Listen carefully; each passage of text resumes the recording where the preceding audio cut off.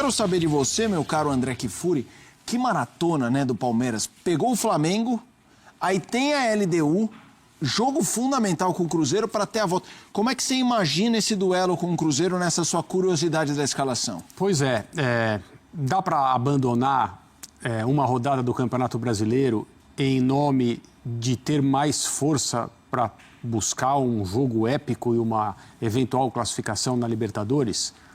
Não dá, né? Porque a disputa pelo título do Campeonato Brasileiro com o Flamengo e, por que não, com o Cruzeiro ali perto também, em relação a, matematicamente, ainda é possível, ela não permite que o Palmeiras desperdice pontos. Não permite que o Flamengo faça a mesma coisa, mas são situações distintas agora, né?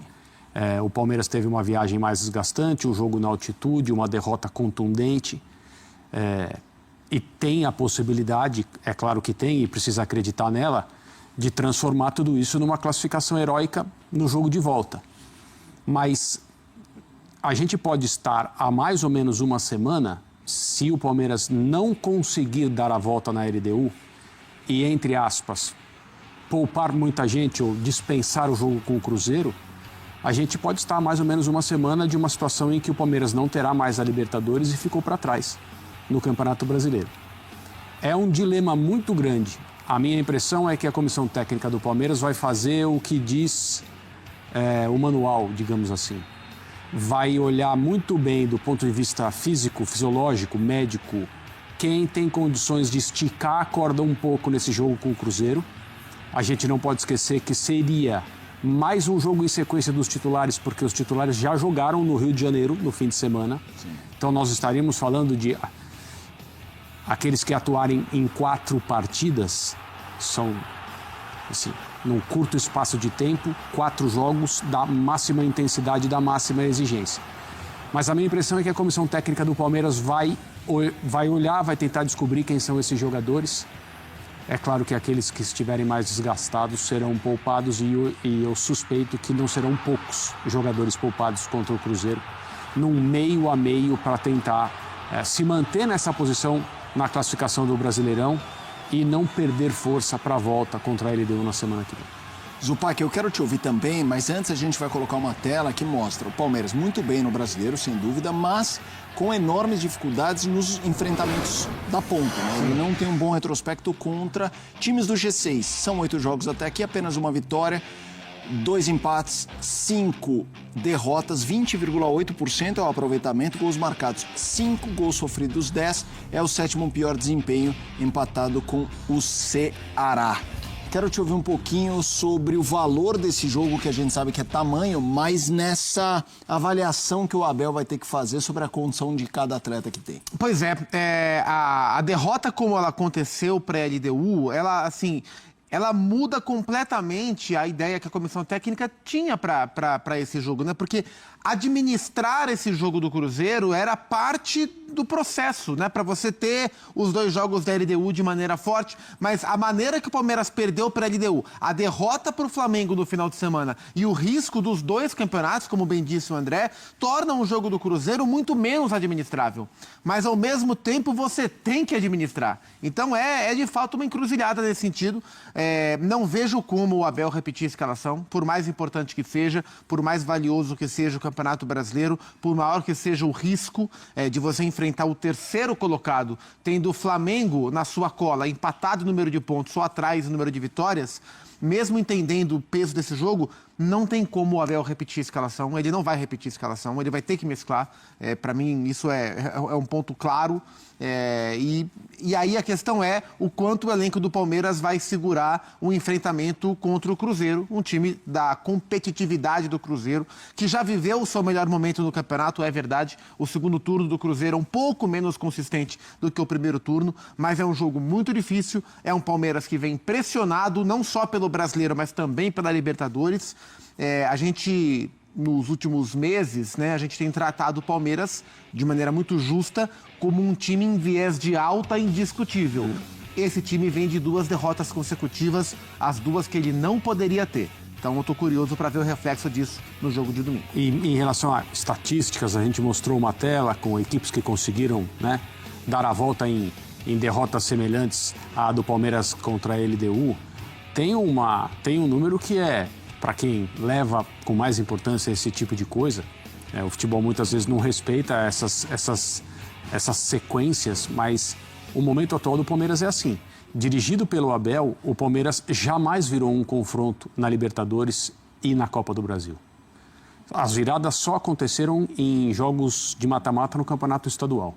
Seja na Libertadores, seja na Copa do Brasil, sempre que o Palmeiras saiu perdendo no mata-mata, ele não conseguiu se classificar. E agora não é nem uma questão de estar perdendo, é estar perdendo por uma diferença de gols muito expressiva. Isso não significa que, né, aquilo que é improvável não possa acontecer na semana que vem aqui em São Paulo, mas, além de tudo isso, essa diferença de gols torna ainda mais improvável que o Palmeiras prossiga na Libertadores. Boa tarde, Zé. Boa tarde, Rafa. Boa tarde aos fãs do esporte. Eu acho que quem está tentando entender é o Abel. Porque o Abel sempre foi um técnico que, na hora decisiva, na hora de tomar a decisão de escolher entre fazer um jogo seguro, até mais defensivo, ou mais ousado e mais agressivo, sempre escolheu pelo jogo mais seguro. Nunca foi um cara de correr riscos. Mas, encantado pelo futebol encantador que o Palmeiras jogou em algumas das últimas rodadas, fazendo muitos gols, ele tomou a decisão de ousar em Quito. O meio-campo não marcou nada, o time dele parecia um time de outro técnico, uma bagunça enorme, e eu acho que o Abel, quando foi descansar, foi pensando: por que eu fiz isso? Por que eu contrariei as minhas principais convicções? Mas ele vai ter que manter essas convicções do jogo de volta, que o Palmeiras precisa de, no mínimo, 3 gols. Rafael Marques, também iniciaremos a sua participação ligando rubro-negro e verde. Os dois times mais fortes hoje do futebol brasileiro, não à toa, andam dividindo as conquistas nas últimas temporadas e ponteiam o atual campeonato brasileiro. O Vitor Birner acabou de dizer que o Abel esqueceu um pouquinho das suas origens ou da sua filosofia mais conhecida. Não seria também, Rafael Marques, porque mais do que nunca ele tem fartura de qualidade no elenco do Palmeiras? Acabou querendo jogar um futebol diferente e quebrou a cara? Muito boa tarde. Boa tarde, Prihal. Um abração para você, para o Super Zé, para o Mestre Birner, para o Fã de Esporte conectado com a gente aqui no Equipe F. Sim, excesso de confiança, excesso de otimismo, muito conhecimento do potencial técnico do time num jogo no qual a técnica não era necessariamente a primeira valência a ser projetada, planejada para a partida em si. Eu sempre bato nessa tecla e parece uma coisa até cansativa, mas todo ano brasileiros jogam em Quito. 3 coisas são necessárias nesse momento para a gente pontuar. Primeira delas, Quito não é La Paz. A altitude de Quito não é um dano à biologia humana. Segundo aspecto, Quito é altitude, e altitude considerável, e, portanto, ela interfere na dinâmica do jogo. E de uns tempos para cá, os times brasileiros abdicaram de fazer treinamentos no local do jogo para poder ter aclimatação à velocidade da bola. E a terceira coisa, o Palmeiras foi sorte, porque ontem a sensação que eu tive vendo o jogo é que, depois dos 3-0, o time do Thiago Nunes sentou na vantagem. Chamou o Palmeiras: vem você para o meu campo, eu não quero mais, eu estou satisfeito com esse 3-0. E talvez tenha sido um erro, porque eu acho que a disputa, por incrível que pareça, como se trata do Palmeiras do Abel, ainda está em aberto, Prihal. Está em aberto, é evidente que está. Agora, Zé, a gente mesmo falou ontem que o Palmeiras, muito provavelmente, quebramos a cara, venceria lá e aqui. Lá não só perdeu, como perdeu com ampla vantagem da LDU, 3 gols de vantagem. Você acha que pode ter acontecido um pouquinho de... Você acha que o Palmeiras pode ter subestimado a LDU? Boa tarde agora, né? Boa tarde a todos. Não, eu não acho que subestimou, não. Eu acho que a LDU mostrou que tem qualidades. O Thiago surpreendeu o Palmeiras. Nós falamos aqui antes, ontem mesmo, que no jogo contra o São Paulo, a LDU não veio fazendo a marcação como fez ontem, né? A LDU deu a bola para o São Paulo e o São Paulo conseguiu jogar. Ontem não. Ontem a LDU fez a marcação-pressão. Tem o lance, acho que se eu não me engano, o lance do segundo gol. que mostra claramente a superioridade numérica dentro do meio-campo. A equipe da LDU tinha três zagueiros atrás, 5 jogadores no meio-campo, 2 jogadores, o Azulgaray e o Medina. O Azulgaray, que era o jogador que ficava mais entre os zagueiros, e o Medina, junto com o Vijamil, eram jogadores que se movimentavam e aí tiraram as referências dos 2 zagueiros, tanto do Gustavo como também do Murilo. E aí teve a dificuldade, porque o Palmeiras não conseguia encontrar a marcação. Chegou um determinado momento que o Abel mudou para a marcação homem a homem. Ele definiu, cada um pega um, e aí ficou uma loucura dentro de campo, que todo mundo seguia um, seguia outro. E aí a equipe da LDU teve tranquilidade para matar o jogo no primeiro tempo. No segundo tempo, como o Rafa falou, a LDU ficou atrás e esperou o Palmeiras para justamente tentar jogar explorando o contra-ataque. Eu acho que faz parte. Nós estávamos falando também do Flamengo contra o próprio Racing, sobre o Flamengo tem um time melhor, vai jogar. Nós esquecemos que é uma semifinal de Libertadores. Nós esquecemos que a LDU tirou São Paulo, tirou Botafogo, foi o primeiro na chave do Flamengo. Mas o Flamengo não estava bem, mas foi o primeiro na chave do Flamengo, com méritos, e tem as suas qualidades. E ontem o Palmeiras não foi feliz, o Abel não foi feliz. Eu acho que na formatação dos sistemas táticos durante os 90 minutos, e eu acho que isso acontece, faz parte. Nem sempre você vai acertar. Mais sistema ou mais característica dos jogadores que entraram? Eu acho que sistema de jogo. As coisas estão intercaladas. Porque o que acontece? Se eles jogam com o Aníbal, normalmente o Aníbal entra para fazer um terceiro zagueiro. Justificativa para a não utilização do Aníbal é que ele está com problema na panturrilha, né? Sim. O Martínez é um jogador, talvez tecnicamente ele seja melhor que o Aníbal. Eu acho que para distribuição de jogo ele é melhor, mas o Aníbal é mais marcador. O Martínez ontem, o Felipe Anderson e o Rafael Veiga não estavam encontrando posicionamento. Chegou um determinado momento que o Piquerez estava marcando do lado direito. Ele saiu lá do lado esquerdo, ele seguiu o homem dele até o lado direito para depois se posicionar como um terceiro zagueiro. Então o Palmeiras teve muitas confusões táticas nesse sentido de acertar a marcação. O que ele fazia, o Thiago, ele deixava só o Azulgaray ali entre os zagueiros. Então você tira a referência. Eu sempre falo que para zagueiro, quando você tem um jogador que se movimenta o tempo todo, é muito complicado. Você não sabe se vai, você não sabe se fica, você não sabe se eu marco e o outro sobra. Então dava para você ver que tanto o Gustavo como o Murilo, eles não sabiam como fazia a marcação, como faziam a marcação em cima do Azulgaray. E depois o Medina, junto com o Vijamil, eram os jogadores que se movimentavam o tempo todo, e quando chegavam pelos lados com o Ramírez e também com o Quinteiro, esses caras entravam na área para finalizar. E a equipe do Palmeiras, perdida. O Veiga não conseguiu encontrar o posicionamento porque o Ramírez vinha por dentro, saía o zagueiro, saía o Quinones, e aí o Ramírez se tornava mais um homem por dentro. Então o Kelvin... O Quinones era do Veiga. Sim. O Abel falou na coletiva. Mas só que ele não sabia se ele ia no Quinones ou se ele fechava no Ramírez. E o Vijamil era do Ramírez, né? E aí o Kelvin ficava na indecisão. Será que eu saio para fazer a marcação ou não? O Martínez, né? Talvez, por exemplo, com o Aníbal, o Palmeiras pudesse igualar a sistemação, Você faz um espelho, 3-5-2, 3-5-2, e aí você diminui os espaços e consegue jogar. Mas isso faz parte, eu acho que é um erro, O meio-campo não existiu, o que é muito raro no time do Abel. O Palmeiras, por conta de todos os erros que o Zé apontou, os jogadores do meio-campo ficaram perdidos.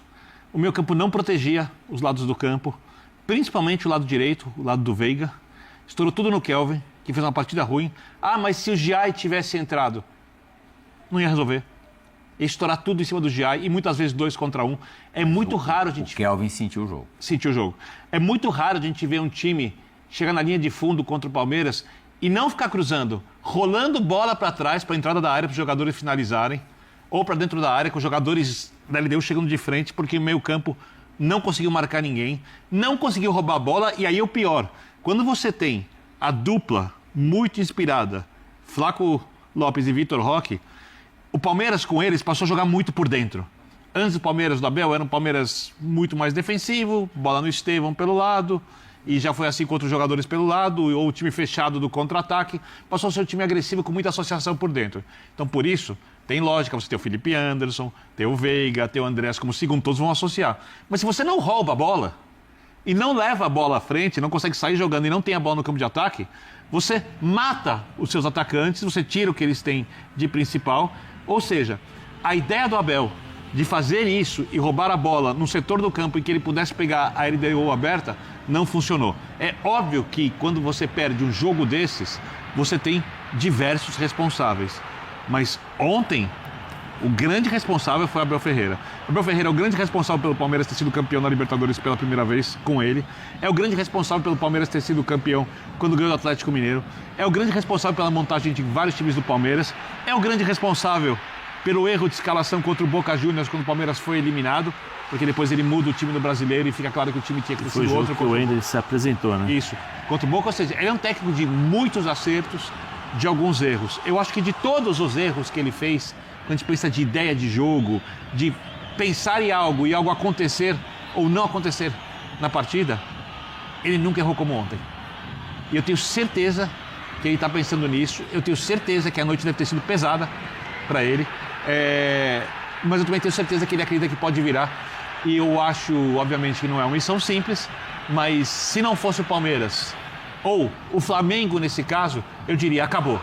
Palmeiras e Flamengo teriam condições, no caso é o Palmeiras que joga, de virar contra a LDU, porque são dois timaços. Vai ter que fazer um jogo quase perfeito no Allianz. Rafa Marques estava levantando o dedinho, ele quer falar também, quer participar. Diga, Rafa. Não, a questão que eu estou prestando atenção muito, né, no que o Birner e o Zé estão falando, Prihal, e assim, eu acho que o jogo de ontem começou a ser perdido na estratégia. E eu não falo nem sobre a escalação, eu falo sobre estratégia de encaixe. Concordo. Porque notadamente o Thiago Nunes percebeu o seguinte: ele precisava encontrar a maneira mais provável de gerar a fragilidade no Palmeiras. E analisando as características dos jogadores do Palmeiras sem a bola, aqueles que mais contribuem na fase defensiva, aqueles que têm uma capacidade maior de contenção, sabia-se que a LDU iria tentar utilizar ao máximo, como sempre acontece, a história da velocidade da bola aérea e tal. Ele tinha que escolher um espaço através do qual fosse desenvolver os seus ataques. E aí ele percebeu que a chance que ele tinha era o lado direito do Palmeiras. Exatamente pelo fato do Kelvin ser um jogador mais oscilante na marcação, e pelo Veiga não ter hoje a intensidade que teve em outros momentos na carreira, para inclusive fazer melhor esse papel de recomposição. E aí, dentro dessa lógica, ele posicionou ali os jogadores mais insinuantes, os jogadores mais poderosos ofensivamente. E foi uma noite super inspirada do Brian Ramírez. Não fosse a expulsão lá nos acréscimos do segundo tempo, por uma agressão clara, e ele foi muito bem expulso, é bom que se diga, ele teria feito um jogo praticamente perfeito, inclusive quando ele faz as variações de posicionamento, vai para o lado direito e participa também no terceiro gol. Então, palmas para o Thiago Nunes, que soube explorar muito bem essa característica do jogo em si, pela marcação, pelo viés da marcação do Palmeiras. E estou com o Vitor Birner quando ele fala sobre a questão do Abel, embora eu entenda a dificuldade que seja para o treinador do Palmeiras nesse momento mexer no time, criar variações na formação, já que ele encontrou um encaixe bem competitivo, ofensivo e defensivamente, nesse 4-4-2, com o Felipe Anderson pela esquerda, com o Veiga pela direita. O Palmeiras se redescobriu jogando assim. E aí, mesmo sendo um jogo com peculiaridades, mesmo sendo uma semifinal de Libertadores, talvez ele tivesse um pouco de insegurança de fazer qualquer tipo de adaptação na escalação.